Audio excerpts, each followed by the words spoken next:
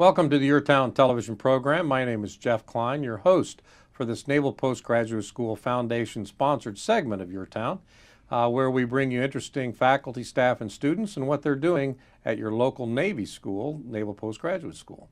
With this segment, I'd like to welcome Lieutenant Eric Fields. He's a recent graduate of MPS. Eric, welcome to the show. Thank you, sir. Thank you for having me. We frequently have both students and faculty to talk about their research and their education. You recently graduated. You are, well, in military terms, stashed here for a while, Yes, sir. doing a little bit more of your research as well as doing some staff work before you go to school. Before we get into that, though, let's learn a little bit more about you and why you joined the Navy and how did you end up in the Navy? Yes, so I do not come from a family of military members. Okay. Actually, first generation of military member, I guess, so to speak, in my immediate family, anyways. That is, going back, it still goes back to the September 11th date, and I remember going through school and even moving to university during OIF, OEF, and I always kind of felt a calling to join a service. At the time, I was at the University of South Florida getting a bachelor's degree in chemistry there. Wow, and now are you from Florida? I am, sir, yes. Okay, what area? Ocala. Yeah, okay. About the Ocala area. So it was natural for you to go to South Florida. It was. Yeah. It was for me. A lot of people go to University of Florida, but in Gainesville, because that's actually closest, but I'm not a Gator fan, so I wanted to, my parents would disagree, but I wanted to go to a different university. Yeah, but you studied a pretty hard topic. What interested you in that one? So originally I was pre-medicine track, and I was studying chemistry. At the time, I was actually, while going to school, I was also doing cancer research at Moffitt Cancer Center down in Tampa, Florida. Wow. Yes, and then while I was there, again, I'd always felt a calling for a very long time, and I actually had reached out to the ROTC unit that was at University of South Florida for any particular any kind of scholarship funds or anything like that was available that I was looking to join. And Navy reached out and told me that they had a college program at the time, which they no longer offer. And so I was able to go to Newport, Rhode Island for a kind of an OCS, or it was like OCS Officer type, Candidate School. Officer Candidate School Yeah. kind of deal. And then I came back and I finished out my time before commissioning in the Navy. Well, was this when you were a junior or a sophomore? Or So I actually did it when I was a junior, so Right. you're supposed to have 2 years left with the program, so I had to come back and then kind of stretch my time out a little bit, which I was completely okay with doing. Before hitting the real world, to stretch out one more year as I could, so I did that and then came back, finished 2 years, and then commissioned into the Navy. So you got commissioned in the Navy, but you had a choice of what you did in the Navy. How did you end up being a surface line officer? Well, coming from the Ocala area, the Bay, going to the Keys all the time for vacations with family and friends, always being on the water, always being on a boat. Much different than a ship, but always being on the water, in the nautical piece. I find being out in the water and doing the work very calming, very relaxing. Being at sea, middle of night, some best sunrises, best sunsets you've ever seen are in the middle of the Pacific Ocean. Oh, absolutely. But just kind of felt a calling to serve, and then wanted to be at sea while doing it, so which seemed like this was the natural place for me to be. You could have been on submarines, but you'd have missed those sunrises and sunsets. I would have missed, and I coming from Florida, I love the sun, and while I appreciate what submariners do, I need to see the sun at least once a day. Right. So. Well, that's fantastic. So what, you went to the Surface Line School or Surface Warfare Officer School, and then what ships did you join? Yes, sir. My first ship was USS Chaffee, destroyer DDG-90 out of Pearl Harbor, Hawaii. Wow, that must have been fun. Had you ever been to Hawaii before? I had not, and actually before joining the Navy, I had pretty much never been outside of Florida, Georgia area. Growing up, we didn't, have big vacations outside of the state. Really kind of focused on that. So that was kind of a big wake-up call as I checked in and flew out to my ship immediately to meet it on deployment. So it was kind of a big culture shock to come in the Navy, go to a lot of different states that I'd never been in for schools, and then meet the ship in a tropical paradise that everyone wants to be at, and then go from there and hit a bunch of foreign countries that I didn't think I'd ever get to. Well, what are some of those countries you hit on your first deployment? So our first deployment, my first deployment was as a communication officer on board the ship, and we did a Western Pacific deployment. Spent a lot of time in the South China Sea doing operations out of there, but was lucky to kind of hit all of kind of Southeast Asia from Vietnam to you do the Guam tour, the Philippines, Hong Kong, all those kind of those Thailand, those areas. And Japan, sure. And I didn't really think that I'd ever be over there, and it was beautiful to be there, and it's quite the I don't know, cultural learning experience, so to speak. Somebody asked me once how many countries that I'd been in around the world in my Navy career, and I said, well, about 90, 3 days at a time. So those are 3-day port visits. You see as much as you possibly can in that time. It's very true. Then you kind of got to get lucky that your duty day falls on the right time, so you can get 2 days instead off. of 1 day off. That's exactly right. But what you get to see, and it's all about how, once you're in port, to take advantage of once you're in port and really kind of line up what you can do and what you want to do. Sure. Take advantage of those trips while you can, that downtime while you have it. Well, now you're a communications officer. Explain a little bit what that job is.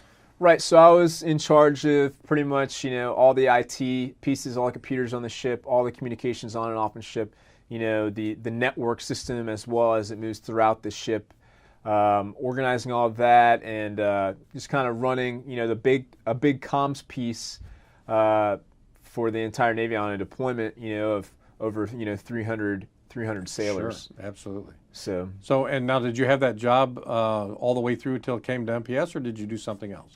So that was my first tour. Right. And my second tour, I actually fleeted up on USS Chaffee. So I did my first tour and second tour on the same ship as a single long tour. Mm-hmm. But my second tour was the anti-submarine warfare officer on board for the time that was there. Oh, that's great. So tell us a little bit about what that position would entail. So we have the equipment that we have. We use to hunt and track foreign submarines. Mm-hmm. So we use our systems and sonar, as sonar active as well as passive, to locate those submarines of interest and then track them for any kind of information. So now, did you have a towed array as well? We did have a towed array. We had a multifunction towed array. So right. one of the new towed arrays out in the fleet is a pretty phenomenal piece of equipment that I was able to be part of and to utilize. Working in the Western Pacific and the South China Sea area. Did you make a second deployment then, in your second I did. tour? So out of my first 2 tours, I did about 3 deployments. Oh, right. Okay. So about 2.5. So spent a good amount of time doing that, and then in the same kind of lump of the second tour, we went to Western Pacific, then cut all the way back across and did a carrier escort through the Straits of Magellan. Wow. And then cut back up. And then came through the Panama Canal back over to Hawaii. Wow, so you kind of looped around South America. That's kind of fun. Yes, sir. And, adding up all the miles, pretty much like circumnavigating the globe in miles. But it was pretty phenomenal to do both the Straits of Magellan and the Panama Canal and BOD for those events. It was pretty phenomenal. Absolutely. Well, that's a long, I actually did Straits of Magellan as well. That's a long navigation detail. It is a long navigation detail. Did you get a chance to pull into Chile or Argentina or any of the South American countries? We didn't pull in Argentina, but we did pull into Chile, right. Peru, Brazil. So we were able to pull into those areas. Some areas nicer than others. Don't get me wrong, but it was great to see, be immersed in that culture. And, one of the most beautiful places I've been was Valparaiso, Chile. You're kind of right up on the hill. Right. And it's just a beautiful place to be. It's slow. It's relaxing, cobblestone streets, drinking coffee on the corner with the local family. It was very nice.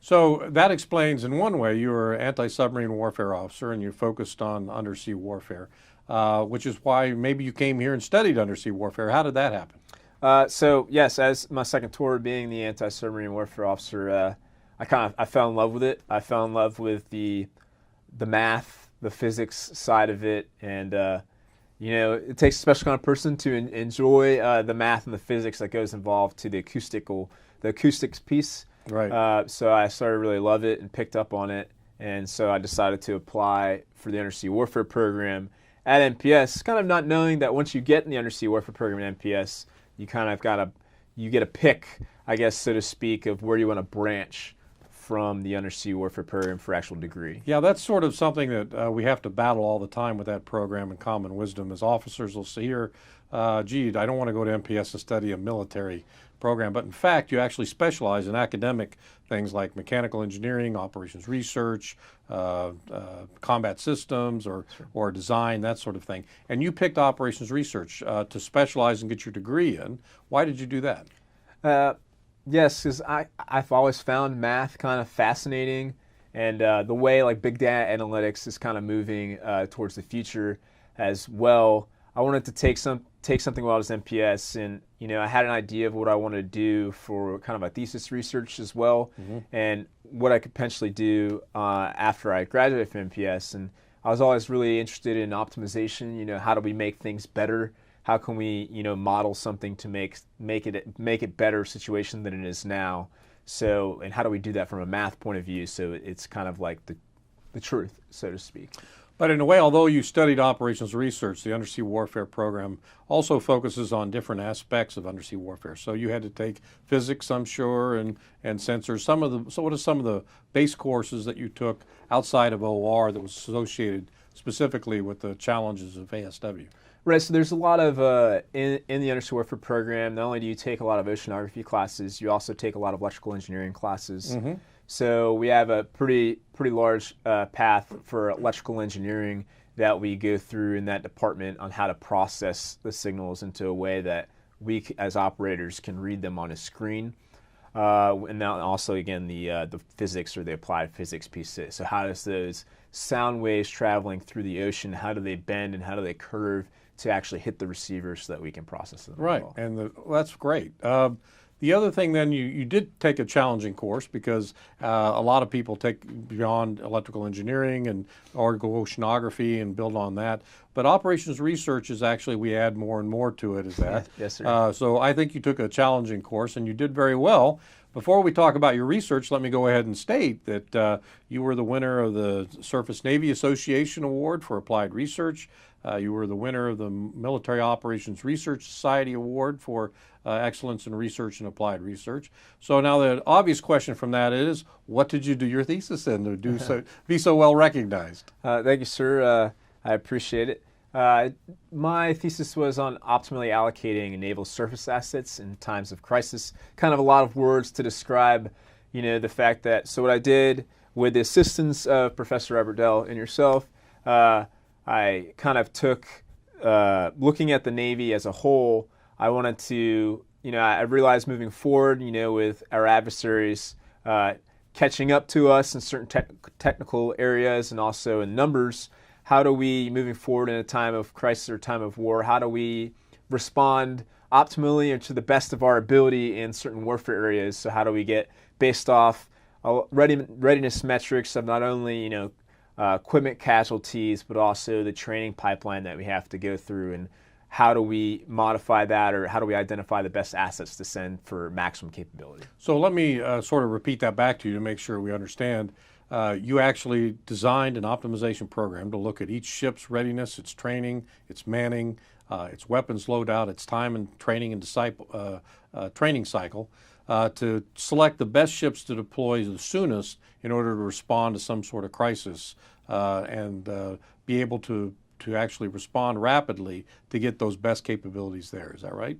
Yes, sir. And the way the model works is it's a long process to do that as you follow the process through naval publications. But this kind of vastly speeds up the process and does it in a couple seconds, vice taking weeks and weeks to do it. But let's talk a little bit about that big data analytics you referred to earlier. One of your biggest challenges, I think, was that requires you to collect a lot of information in order to have the computer make those decisions. So what are some of the challenges there with your research? So, big data analytics is a big field right now because aggregating massive amounts of data is a tough thing to do. There's a lot of coding involved to weed out data you're not necessarily interested in. There's also how to read input files from certain Excels. And then you gotta, being in the military, you kind of have to work the server piece, working from classification levels and pulling different kind of things like that. So your program and your model to do this Where does it go now, and who did you brief to?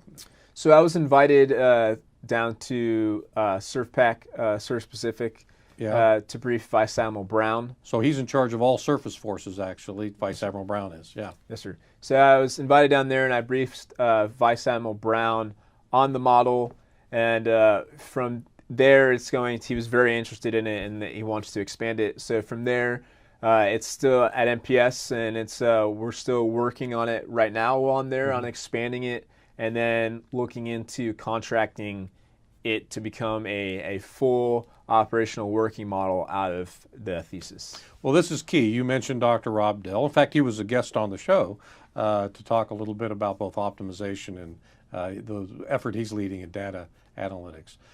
Combining his genius with your hard work and experience and your academic talent, you created this model, but it's important that you said we transfer it to a contractor. What that means is the research part's over, it's now useful, and the Navy's going to use it, and they're going to contract that service to make sure that they can continue to use it. So that's a real success story for both you and the school, and we're proud of you. But now that you've graduated and you've gotten all your awards, what are you going to do next? So I leave here actually shortly to go to a department head school in Newport, Rhode Island. I'll be up there in the tundra of Newport, Rhode Island. Sure, it's darn cold in the winter. 12 degrees last week. But it allows you to focus and study. I had a winter course too many years ago.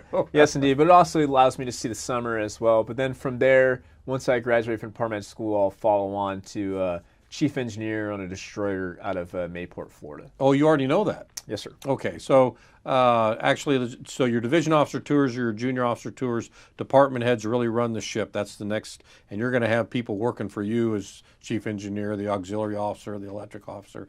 And are you happy to return to Florida and be back with your family? I'm very happy to be anywhere on the East Coast. Okay. So not that the West Coast is bad. I enjoyed my time in Monterey, but my whole time in the Navy, I've been a West Coast sailor. Right, so it's time, to be a little closer to home. And I'm sorry, which ship do you know? USS Lassen, DDG-82. Okay, so back to a gas turbine destroyer. And have you ever lived in Mayport before? I have not lived in Mayport. I live fairly close. I've been there multiple times. Did a course out of there as well. You'll love the nav detail. It's very short. It's a great place to live as well. So. Let's end up the show with your observations the last 2 years as a student at MPS. You got to know a little bit about Monterey County. What did you enjoy most about living here? So besides, Monterey has beautiful weather, and besides the great hiking that's available with Big Sur just to the south, I'm a very avid outdoorsman, or I like to believe so. So I enjoy hiking and camping. But also Monterey, while it offers that, it's also very centrally located to even greater options. So to go to Yosemite, to go to Tahoe to enjoy some winter as well, to run up to San Francisco if you want, to go to Sequoia National Park.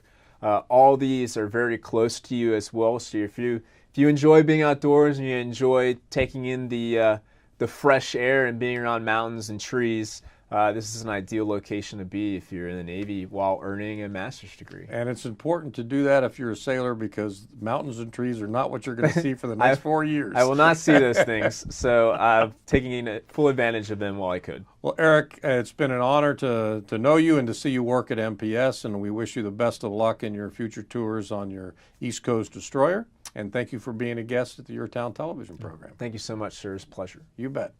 And thank you for joining us in the YourTown television program, sponsored by the Naval Postgraduate School Foundation.